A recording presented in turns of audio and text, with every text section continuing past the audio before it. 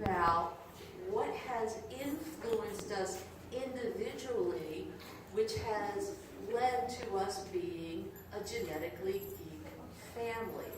And through this particular panel, and then we'll have a Q&A afterwards, you'll be learning hopefully facts of where things that you guys think are cool today, we actually saw the beginning of back in the 60s and the 70s. And so we're going to be talking a little bit about fandom and a little bit about influencing things that have positive influence on your life. So Rob, okay, that's all of a sudden, it is up, okay. Rob, go ahead and you can start with us. Okay, well, since I am the oldest, I start first. Now, 1956, that was when I arrived, and this book was out at the time. It was a Forbidden Planet, excellent sci-fi movie. For those who know it, it actually was inspiration for Star Trek. And DC Comics. These were two major influences on it. This came out the year I was born. That particular issue of World's Finest and Forbidden Planet introduced Robbie the Robot to people. And so that was what I was born into. I was born in 59, and as you know, in 59 was actually the very first Captain America comic. He is my all-time favorite Marvel comic. And it was also a motion picture by the name of Ben-Hur. The original Ben-Hur with Charlton Heston, not the remake that came out and kind of went by the wayside. So as you're starting to see, we saw the beginnings of DC and of Marvel and some of the comics. About that DC Marvel thing. Yeah.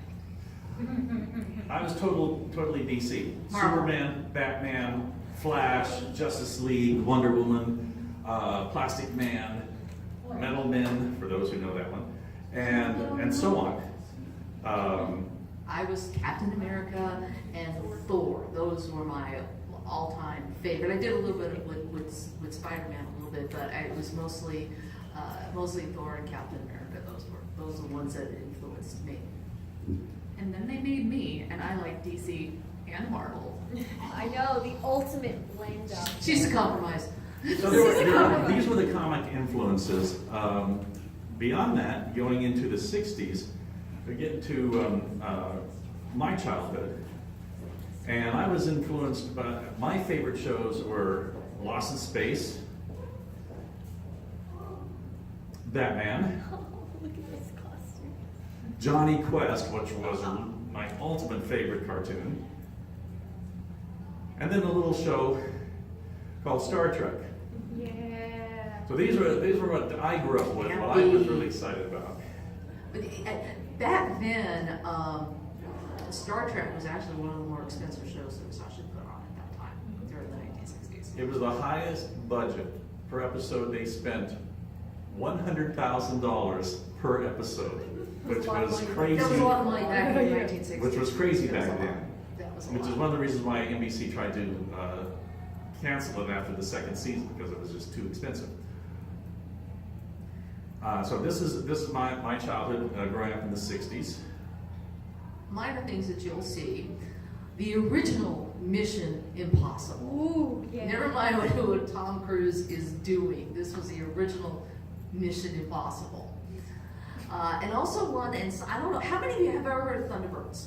Okay, good. Now, I'm not talking about the Weta Workshop one that is now on Amazon, sorry. The original marionettes. This was actually done very, very seriously. It was not just a kid campy, cartoon show. This was actually influential to me as far as search and rescue, just something I would eventually go out to do for a while. But a lot of the special effects that you will see go later on, like in Star Wars, which we'll get to Star Wars in a little bit, but Star Wars, 2001: A Space Odyssey, the model works that's done came from the guys that worked on Thunderbirds, Stingray, and some of the others in the 1960s. They were very instrumental in what would become a lot of the special effects. And then in the 1970s, how many have heard of Emergency? I've not seen it, but I've heard of it. You've heard of it? Okay. That's more than me. Other This- than in relation to mom. This really, for me, drove me into EMS. Many people don't realize how influential this particular show was. I mean, nowadays you just call up 911 and you think the paramedics, they're going to respond. Well, that wasn't the case back in the early 1970s.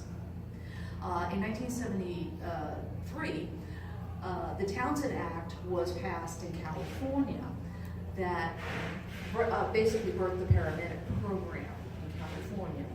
Up until that time, firemen just knew first aid. There was not, and they did rescue, but there was not the paramedic. At that time, when the show started, only 12 paramedic units existed in the country, and that was in California. By the time it ended in 1979, there were over 1,200 across the country. So the show won numerous civic awards.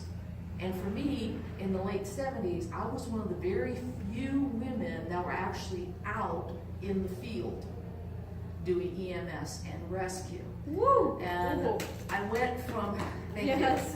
you. We need to give an applause to that. You need a real applause, okay? Thank you. That was in St. Petersburg, and when I moved out to LA for the paramedic program, I actually didn't get to work in the field there. I actually worked in a level 1 trauma center. That was there. So as you're starting to see, as we're going through these, you'll see how different comics and TV shows can be good influences. In my 1970s, I discovered Conan the Barbarian. I I didn't even know he was lost, but I found him. What a juxtaposition, going from emergency rescue to Conan the This Barbarian. big influence, and I found Conan. Comic book or short story? Comic book first, and then I started that, and I don't have it in this slide deck, but Frank Frazetta artwork, Conan and other things. So, And I think those are also the ones that Is helped you. it true that he was the inspiration for Tarzan later on when they made Tarzan, or is that something else? I think he said Edgar Rice Burroughs wrote Tarzan a long time ago. Oh, So okay. I think it was, but I think Edgar Rice Burroughs and what's his name? Robert Howard? Robert Howard were contemporaries. I think that I don't know exactly where the time frame was, but I think they were contemporaries. I don't know either, so I was just asking. I don't know anything So, about this. but the comic book got me started in it, and look at the sword and sorcery, It wasn't, I think it was also what started you drawing. yes, I was doing a lot. Well, I had been drawing cartoons. I was a Disney fan and everything else, but this got me started drawing more realistic characters and so on, which I found I needed later. Also in the 70s, another little project came along that had some influence on us. The original 1977 release. Now, you guys have seen all the Star Wars stuff and all the iterations that have come. But in 1977, you have to understand that the sci-fi stuff before that was horrible. I mean, it was horrible. Not only that, it was all synthesized or rock or some ridiculous psychedelic Music was not good for a sci-fi. That was horrible. So when Star Wars, really feel. yeah, I am. So when Star Wars came out, I remember going to the theater. Then I can go for $1.75, and you could stay in the theater, and nobody would kick you out. Oh, what a dream. Okay, I mean, it was. So I went into the theater, and of course, you get the previews and all. But then this music. Dong, da, da, da, you know, it starts and you're just like, what? Because it's not what you're used to hearing. And so it becomes this full orchestra. This is interesting.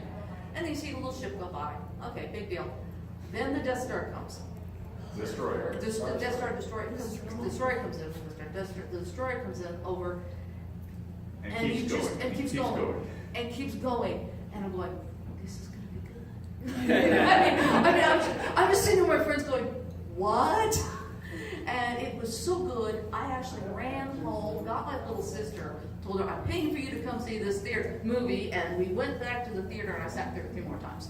And for me, I was in Hollywood at the time, and I got to see it at the Chinese Theater on Hollywood Boulevard in 70 millimeter, 6-channel surround sound, and it was glorious. It was a total demarcation within storytelling of sci-fi, totally, because John Williams, of course, then did theme music.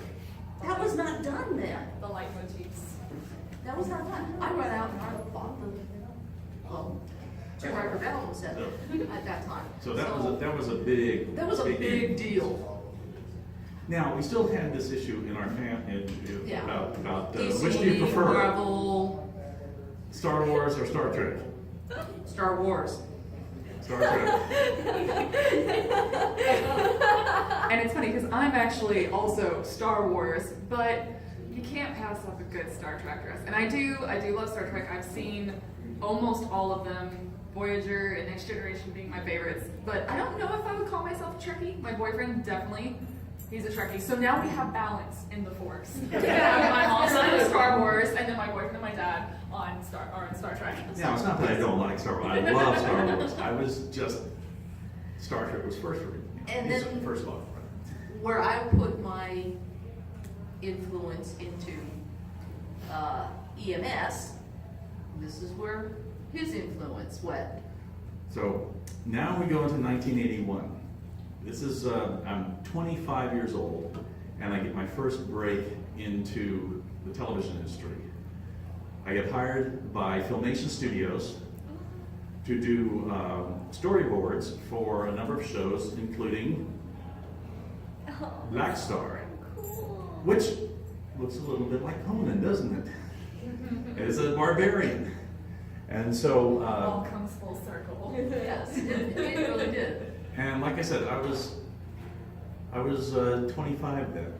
Look at that mustache. And a little bit lighter in And a little more hair. and it's more hair, less weight. Just a little. And so that was my break. I'd been trying to break into the animation industry at Disney and other places. It wasn't making. I finally got hired by Filmation, and that began a career that ran from 81 to 89, and it was great. So, and of course, Bravestarr, because of Bravestarr, Mattel Toys took interest and said, "We're working on something that looks kind of like this. We want you guys to do it." Sorry. And Bravestarr begat He-Man. I call Bravestarr He-Man's grandfather. Because of Bravestarr, we got to do He-Man. And things changed in that we got to work year-round, starting with He-Man. Prior to that, we'd only work about half the year and be laid off for half the year, which was not good. That was not fun. Not fun at all. But He-Man, 65 half hours, it kept us working year-round. And I started out in the storyboard department. And so what I had to do was visualize the script that was written by a writer and interpret it visually. That storyboard became the blueprint for production. And there's an example of my storyboard panel and the final art in the episode. That's awesome. And then that was first season He-Man. And I worked into second season He-Man, and all of a sudden I was getting really good scripts in the first season. I had a favorite writer, Larry DiTilio, who went on to write for Babylon 5. But I loved his scripts. second season came out, I was getting some other writer scripts, and I didn't like them. And so I pitched an idea to the writing department, and the head writer said, well, and I wanted Larry to write it for me, so I could board it. And he was busy, so Arthur Nadell, the head of the writing department, said, why don't you write it? Oh, well, Okay, I will. And so I was storyboarding by day, and at night in my apartment, I was typing out this first script on a little brother typewriter. And that was Into the Abyss, which is a story about Tila falling into the chasm around Castle Grayskull. And so that was my first foray into writing. And they asked me to move from storyboard into this the writing staff. And I actually worked with J. Michael Straczynski, who was one of the other staff writers. We were back before his at Babylon 5 days. And then we went from second season He-Man into first season She-Ra. And I wrote and also was a story editor during that time.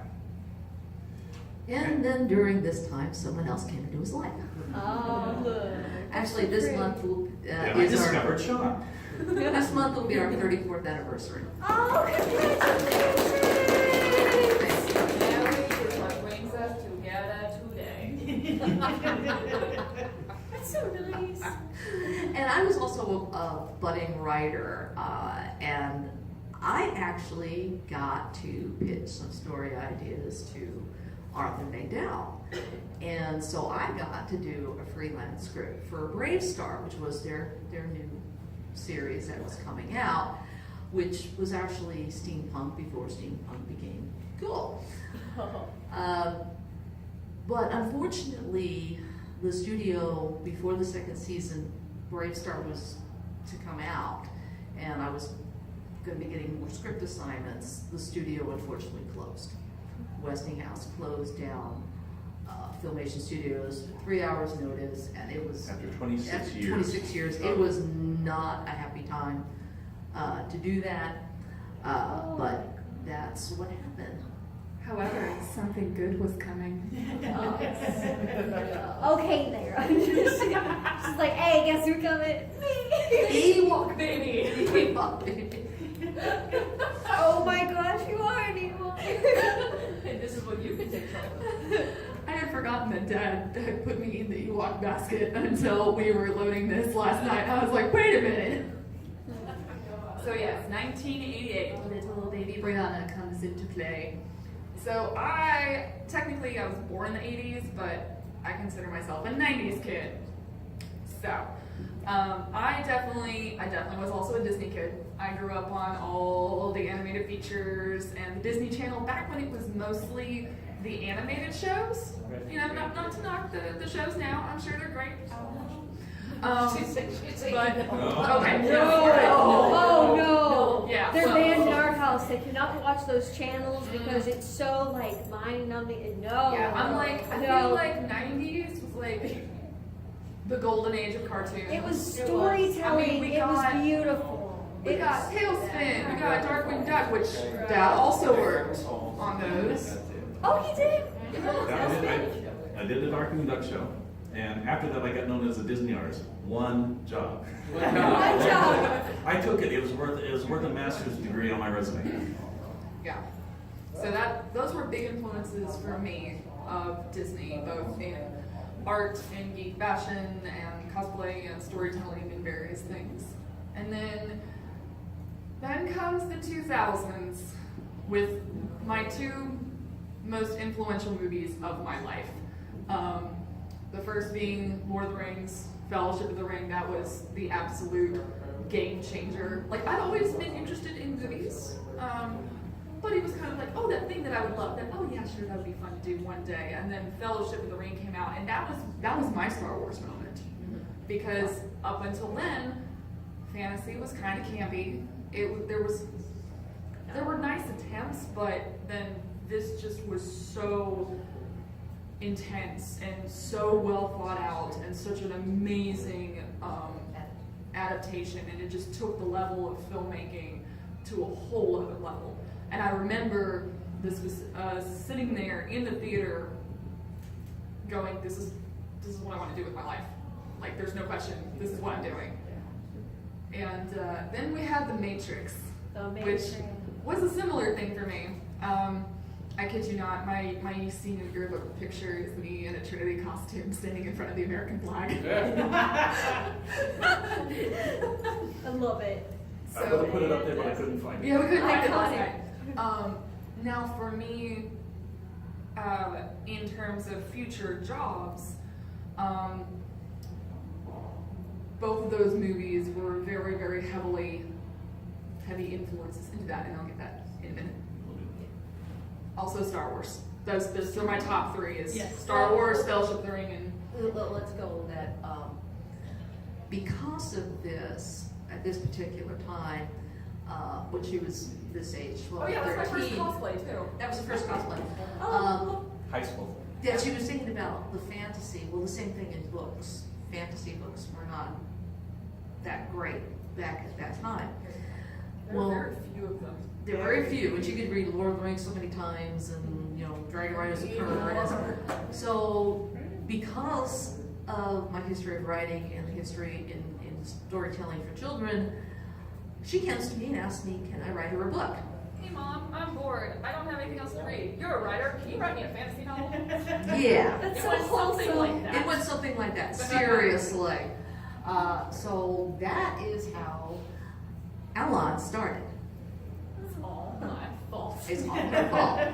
She wanted it, and I didn't get through the first 2 chapters when she goes to school and shares it with her friends, saying, "My mom's writing me this epic fantasy." Okay. And suddenly, little geek girl became the cool kid. Yeah, she did. She became the cool kid, and then her friends started coming over, and one book has now turned into 15 books. And it's now celebrating 10 years of being published. But that's her. It's all your fault. Well, and you didn't want anybody else to do characters. Yes, I was very particular about how these characters were going to look. And by that time, I had started drawing. Now, interestingly enough, to backtrack very slightly, I started drawing at a very early age, starting with the Disney stuff. And then, because we think it's genetic, this art thing. They say it's not. I think otherwise. And Dad actually stayed out of my artistic development because he didn't want it to be influenced by him. And I also tried to talk her out of it. I said, Yep. the creative life is not a stable life. It is a hard life. Yeah, about that. Only do it if you can't not to do it. But understand. So I started, of course, all through school, I was always getting in trouble for drawing in class, all of that. And I loved drawing characters, and people were my favorite things. So, of course, Mom comes out with this book I like. So what do? I gotta draw the characters. Oh, look at that heartthrob. Good, it worked. Cal is the captain of the Immortal Guardians. That's who that character is. No spoilers. I just got the book. No spoilers. Yes. Well, no, I'm just telling you, because you're going to see, you see him, and then you see the next guy on the cover, and that just, yeah, then the next one. Well, good. Good. No, that's daggone. Yeah. Bad. So, But still very fun to draw. well, it was funny because when we were designing the characters and I was starting the characters, we purposely wanted to switch them so that the guy that was blonde was bad and the guy that was black hair was good. I know, I was about to So comment on we that. totally wanted to switch it up. Yeah. Because So normally she bad guys totally were wanted always. to do it. I know. That's what she said. I want to do something different. Oh, okay, fine. And then also, art was not enough. Then I had just discovered this thing called cosplay. So back when I had done the elf character, that was me singing Naomi in my school talent show or whatever. So I don't, while that's technically my first cosplay, I don't quite count that one because I wasn't doing it with the knowledge of cosplay. But when I discovered cosplay and was getting all into costuming and that stuff, then I was like, hey Mom, can I make something? So So this is Shannon. She is the One of the heroines. one of the heroines. You know, that's a heartthrob right there. Yeah. Oh, there we go, another one. Yep. And that was also one of my first big cosplay shoots. It was super fun. We handmade us and Selrod, one of our friends Helped her sew the costume. all from like good pieces of Goodwill skirts and fabrics. We found this really luxurious, expensive coat for $30 at Goodwill that we cut up in the name of cosplay. Part of my soul cried, and I was like, but I know it's gonna look amazing, and it does. And then I actually got to shoot with a real wolf in this. The real wolf. Yeah, she was a wolf rescue. It was a really incredible experience. She's a heckin' good puppy, that's what she is. She's a good pepper. There was one, I remember though, you told me that during the shoot, the wolf came up behind her and started nibbling back her neck. And I was around like, there. what is happening? Not aggressively, but it's weird. You hear and you feel a wolf nibbling at the back of your neck. And then I realized why the handler put dog treats in my quiver. I wanted to get a certain shot. Yeah, we were trying to get a shot of her over my shoulder, And so now she's just like, going into my quiver. you smell streams again. And then, oh yes, that is me. 2000. Okay, you know what? Let me go by this. So the Lady Nerd was actually created in 2012 when I started going, okay, yeah, I want to do this cosplay thing. So that was my screen nom de plume, Yes. which actually started with my Vogue Loki there on the other side. Because my friends That's were so like, good. we want to do cocktail Avengers. We want to do Avengers with cocktail dresses. And we'd just really like you to do Loki. And I was like, well, Loki wouldn't be wearing a tiny little dress. Loki would be going all out. Hell yeah. The queen, basically. Yeah. Right? Work. You want to go to Loki's line? Oh yeah, that's right. I forgot. I had to sign it. I will see it. Yay! There it is. Oh, oh Um, my god. So I ended up being the only person from the group that actually did it. Which is totally fine. So this was what started my foray into geek fashion. So I was thinking, okay, I'm going to design a Loki look as if Vogue were doing it, hence the Vogue Loki. And had a lot of fun with that. My friend Jellica Rion made it. We had a lot of fun designing it. That is stunning. It's beautiful.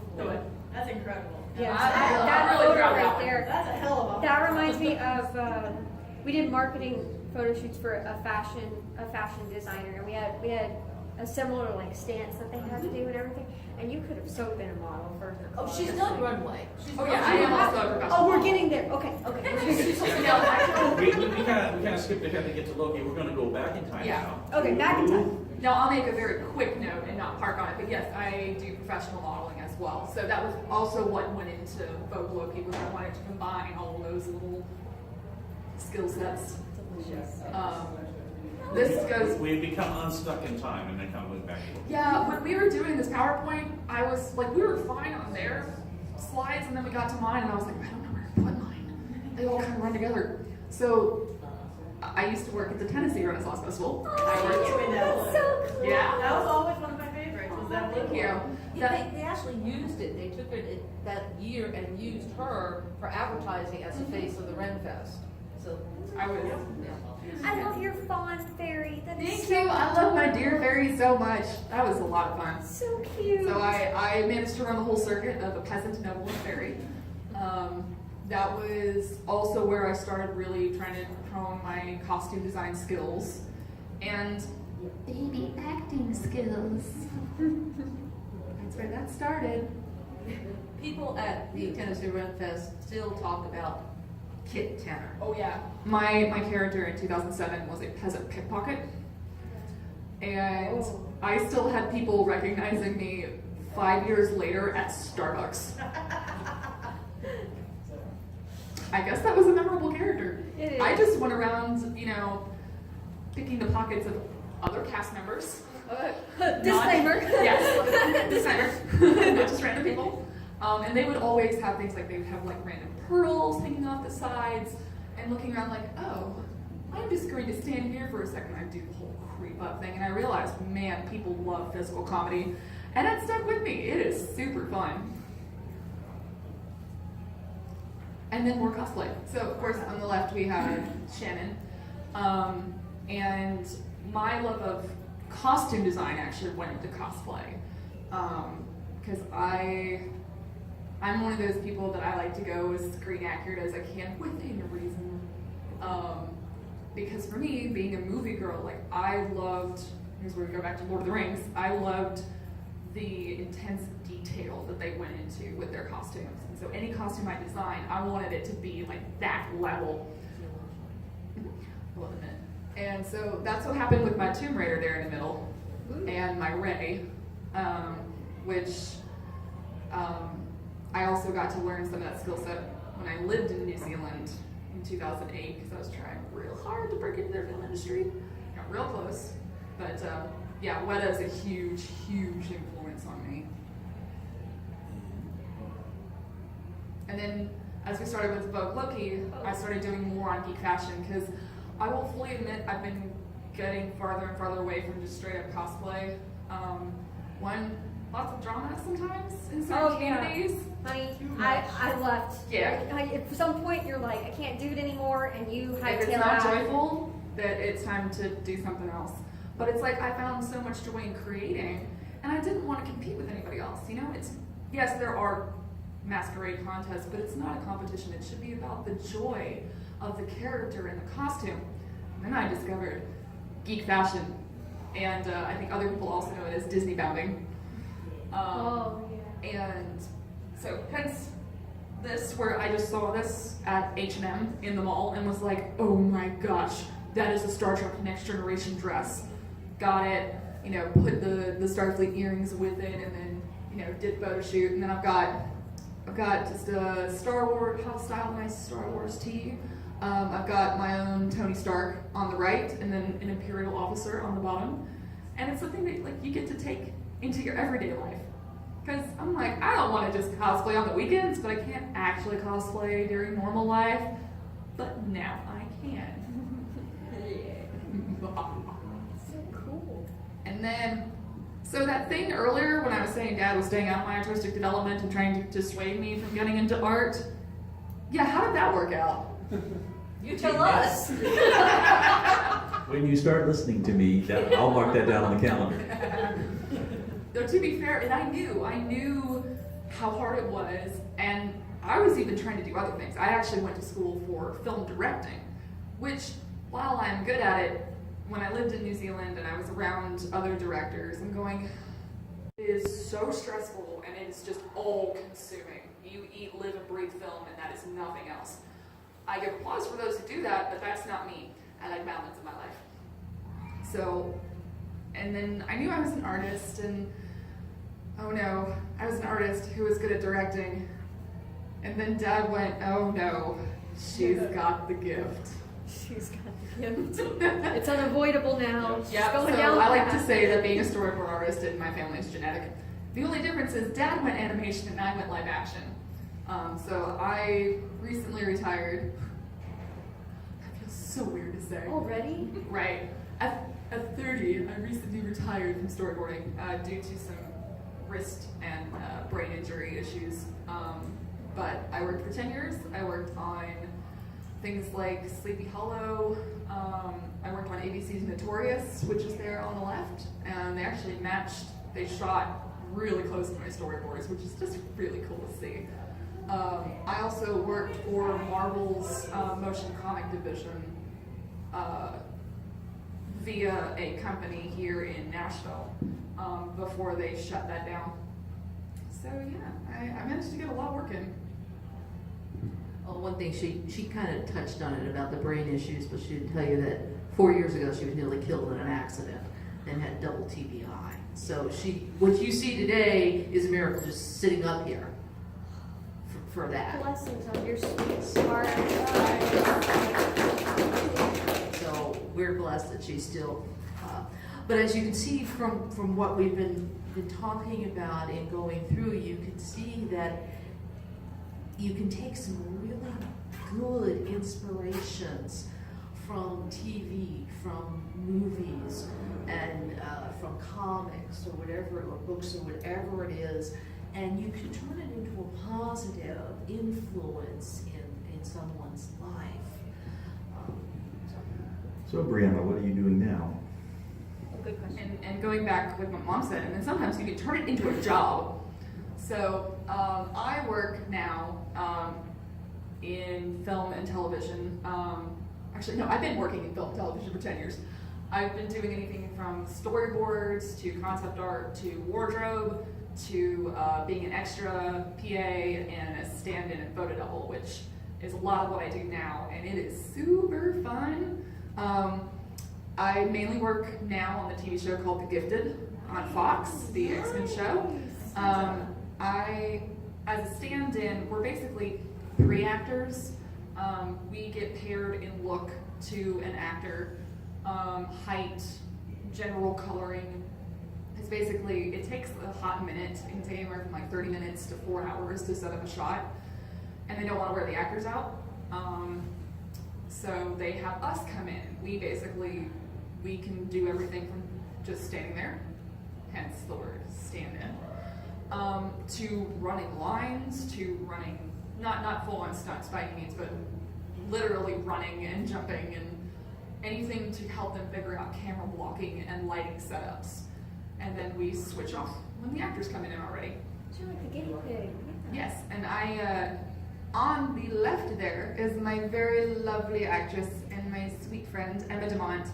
She plays Polaris on The Gifted.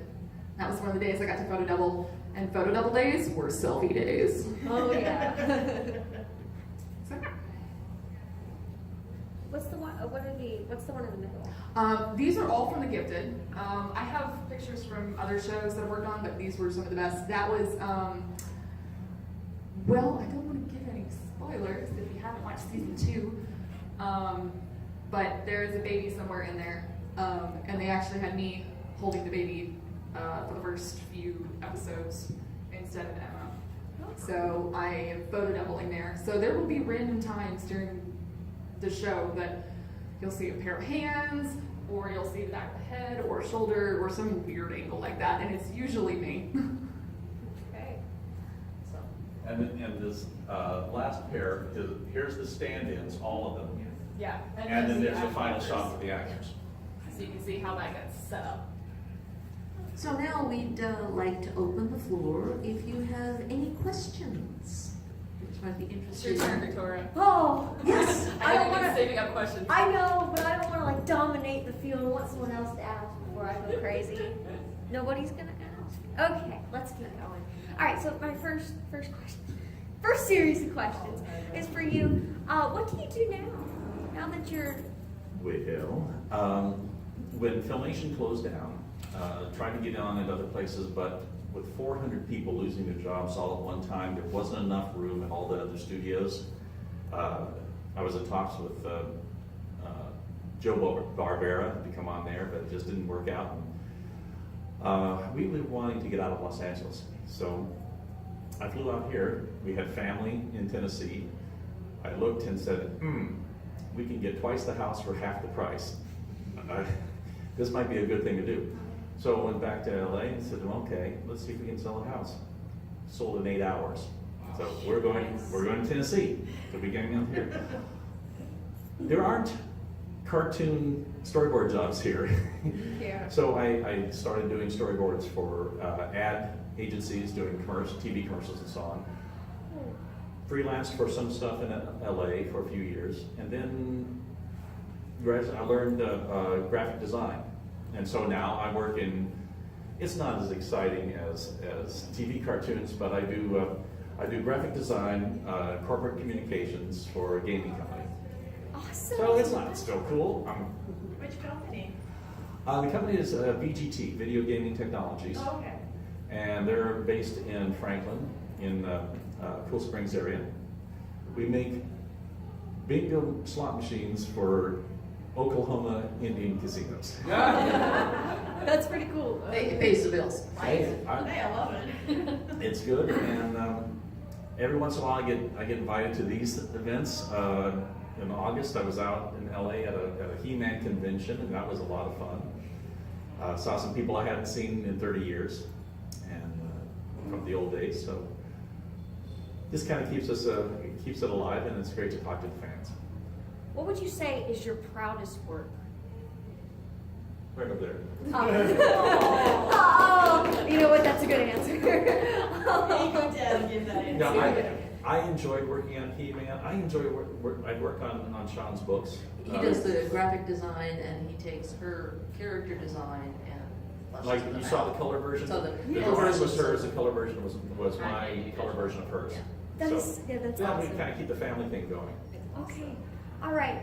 Anybody else? So, is that, where was the He-Man convention? It was in Los Angeles, in a sub-city of Los Angeles called Torrance.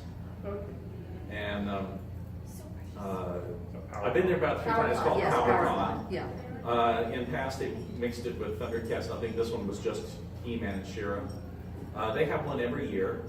Next year, I think is going to be focusing on the 2000 Mike Young productions and the new She-Ra. So I go, that's okay, I'll pass. Okay. My next question is for you. I'm working my way. You're working your way. Okay, go ahead. Yes. We didn't really get to hear much of like your early career with like writing before you started the books or anything. Well, like I said, I had done some script writing. Some scripts. I actually won a certificate of merit from the American Screenwriters Association. So it was actually easy for me to go from script writing to fiction because I learned from story script writing that I think cinematically. I think like I'm watching a movie. Yeah, that's. And so I write chronological. So I write like you're seeing a movie in that, and that actually helped me to hone and actually transition pretty easy to the fiction. What was your biggest challenge with getting your first book out? Landing a contract. It has, writing and publishing has so changed, especially over the last decade, since my first book came out. And with the advent of self-publishing and ebooks and all this other stuff, it's like anybody can put out a book.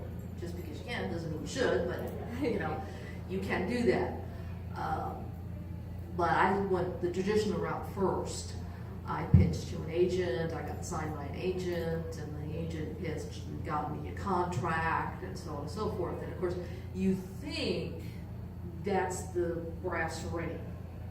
Well, not the way they nowadays treat authors. Even though you might get 12% on royalties, it's 12% on net, not on retail. So you're lucky if you can make 75 cents to $1 on a book. So when I fortunately got the rights back and I went self-publishing to the indie, now Alon Books is my own imprint now, I can make as much as $4 a book when I sell it, even through Amazon. But of course, everything falls on me, which actually happened when my publisher, after the book was in pre-release, the publisher said, here's a list of things you need to do. You need to hire a publicist, you need to do this, you need to do that. I'm like, what are you gonna do? We're gonna put it on our catalog. I'm like, so they went from helping and grooming authors to just basically wanting authors to give them everything, and then they'll say, okay, you have to have a ready-made audience now. You have to say, oh, I've got a Facebook following, or I have a Twitter following, I have an Instagram following, so that you can turn it over to them so they can see that it's instant marketing and such like that. So it's the reverse. So if I'm gonna work that hard, I'm not gonna work for 75 cents. Yeah. So it's So what is your biggest advice for new and aspiring authors who really just want to, share their story, but they have no idea how to get into the industry or how to really be going? First off, you have to be able to write a good story. You need to study and hone the craft. Read books from the past, read current books, find the style and the voice that best suits what you want to say. Because if you don't have anything good out there, it's not going to matter if you get, if you put it out. Because between traditional publishing and self-publishing, 1 million books a year are published. Once you got a good story, then you have to do the promotion. But to keep anybody, you have to have a good story. So I tell them, make sure what you're putting out is the best you can put out. Thank you. I have a follow-up question on that. As an aspiring writer for myself, I'm currently working on my second book, but I think it's going to be my first one I've done on publishing. And my question is, if you want to self-publish, but maybe, like in my case, my dream is to see my book on a major bookseller's shelf in a store, what is the best route to go to be able to do that? Actually, there are several ways in which you can do that. I've worked with bookstores independently and approached them with independent bookstores. Now, through Amazon, actually anybody can order it. Books A Million can order it, Barnes & Noble can order it, etc. So they can do that. Now, just like you go into the fashion stores, the buyers will choose what they put on the shelf. Yeah. But anybody can go and request a book. Ingram Spark, which is up in Laverne. Yeah. Okay. They have a better in than Amazon with libraries and bookstores and other major outlets and stuff like that. But you as the author have to be willing to take returns. Okay. Okay. Amazon, you don't have to. Gotcha. Okay, so you have to weigh the risks of what you're willing to do. I don't know how many of you remember a bookstore called Davis Kidd? Okay, all right, okay, you knew that. Okay, like I said, I would go to individual bookstores. Like Barnes Parnassus and Noble, yes, Parnassus and some of the other individuals. yes, exactly. Barnes and Noble is extremely good working with local authors, whether you're indie or traditional, doesn't matter. They're Yeah. very good. Barnes & Noble With- loves authors. They do. They love authors. I've also done it Books A Million. They're not as good stuff with Barnes and Noble. So, when the promotion comes on you, you've got to, go out there. Awesome. Right. So, Financial, what kind of startup finances, or should you be like, okay, Oh, how big of okay, a cushion fund okay, to start with? okay. Here's the thing with being indie publisher or publishing. I am blessed with the fact that my husband does the typesetting and does the covers. Otherwise, you get paid for that. Okay. For new authors, the cheapest thing to go is actually to go to ebooks. You know, Smashwords or iBook or Kindle. But with Kindle, they've kind of dropped the exclusivity, but Amazon's still kind of picky about it. Okay? But in that, you'll still need a decent cover to upload to that, but you don't need to worry about the printing cost, although they're all PODs now, or print on demand, so you don't need to have the inventory. But that's the cheapest thing to do, because I would encourage you to get as much input for editing, etc. But again, everybody's there with their hand out for an author. As far as editing, cover design, whatever. So you have to figure out what is your particular budget and what they call ROI, or return on investment. Okay. Cool, thank you. And just to give you a little perspective, there was a New York Times best-selling author who pulled back the curtain and explained something. He says, I was on the New York Times best-selling list for several weeks. My total income from my book sales, royalties, was $12,000. Yeah. Annual Don't income. put your day Well, down. that's Oh, poverty. no, I have no aspirations to be a best-selling author Yeah. or What I'm make saying money, is but I just want to see my name. Very, in very few Right. authors Very made few. big money, Yeah. like J.K. Rowling, only a couple Yeah. do that. The average author, and some people get discouraged in this, the average author only sells maybe 100 books a year. That is the average. You have to do it because you love it. Exactly. Because Yeah. there's a story Yeah, that you want to Exactly, tell. exactly. Yeah, That's it should exactly be like a side thing. you know? Exactly, it's like Rob was saying to Briana about the storyboards and going to the industry. Only do it if you cannot not do it. Yeah. Well, it's like, I cannot not write. And you can easily She have tried a job and to, write. she tried to stop writing before she was published, and she was getting frustrated with Yeah. the rejection letters and all that kind of stuff that every writer has to go through. And she goes, I'm fed up, I'm not gonna do this. And for, what, 6 months? 6 months. 6 months she tried not to write. They Most ganged up on her. miserable time of my life. Yeah. Both of them, they ganged up on We me. ganged up on her, said, Go back to writing, Mom." and leave us in peace. Yeah. It's very hard to move on when you try to say, I can't do this passion anymore. It is when you're Yes. creative or there's something you're very passionate about. It is very hard not to do it. It is very, very hard. Yeah, I think I actually got really lucky in that exact thing, because for me, when I had my car accident and I had the brain damage, it also affected my ability to draw. I can still draw, but I can't do it as quickly because I was known for being one of the fastest storyboard artists in Atlanta. I no longer have that reputation. And that was extremely discouraging. That was not my main source of income, but it was. Yeah, no, Yeah. actually I did It get there was. towards the end. Yeah, I was making a pretty good killing. And I'm like, oh, great.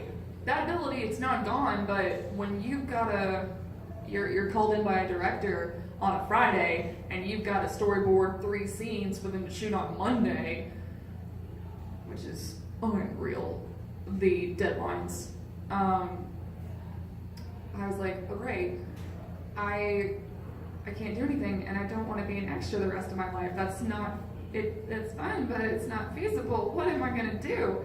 Now I found stand-in work, but weirdly, my brain actually rewired itself to do acting, because I've always been involved in acting in a little bit sort of way, but not anything professionally. Not thinking that was going to be any major skill set of mine, and weirdly, the rewiring, suddenly I started being able to pick up a lot more on emotions and physicality and quick memorization, so I kind of lucked out.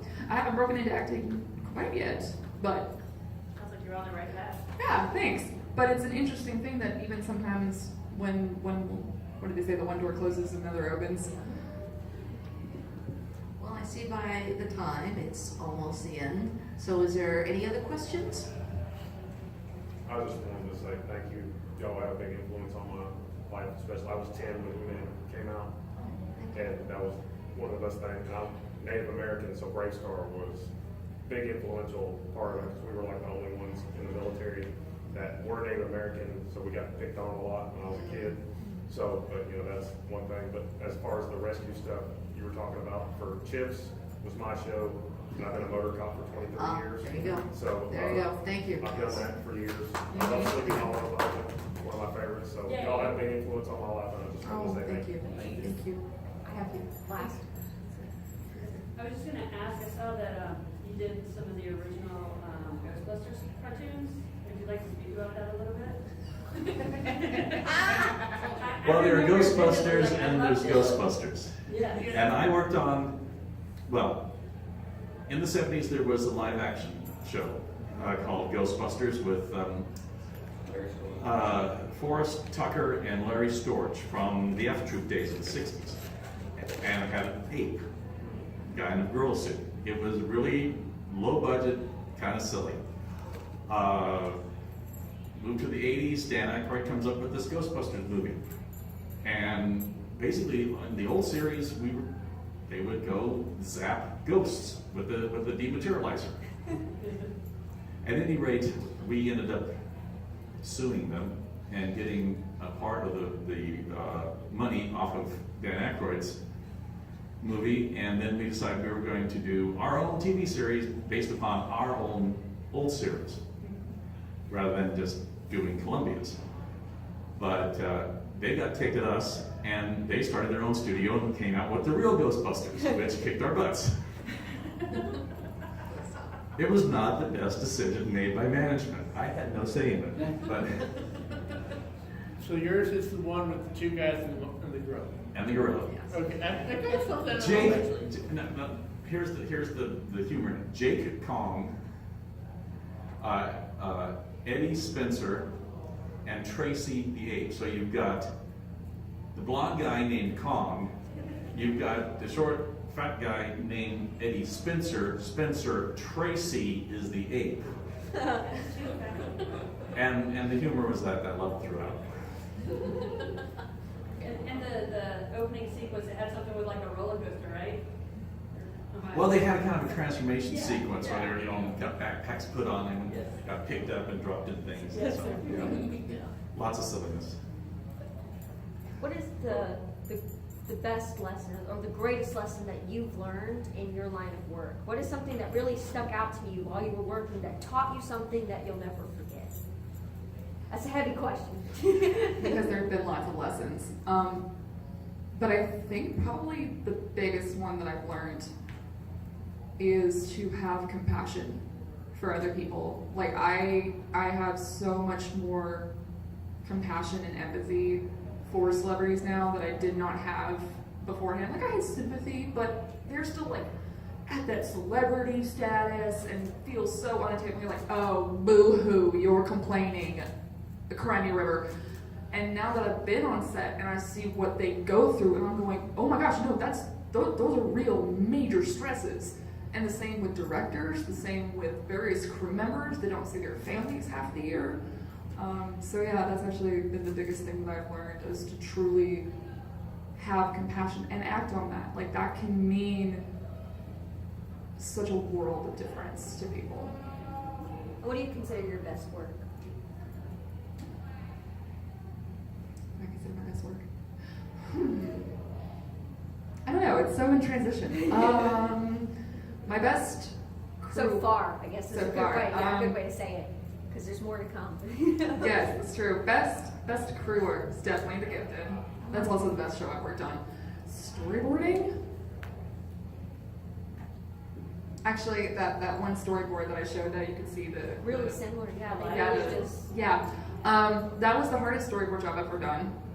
I had to pull a 23-hour day drawing for 23 hours straight for ABC's Notorious. That was the hardest storyboard job I've ever done. My hand was in a brace for a week, but you know what? I am so proud of those stinking storyboards. They're some of my best. Thank you. Well, anything else? Oh, I didn't get to ask you what you consider your best work. It's your turn for that real question. You gotta talk, Jack. Are you a professional interviewer? I'm a management worker. I interview for a living. My best work, it's just being published, really, as far as achieving a lifelong dream.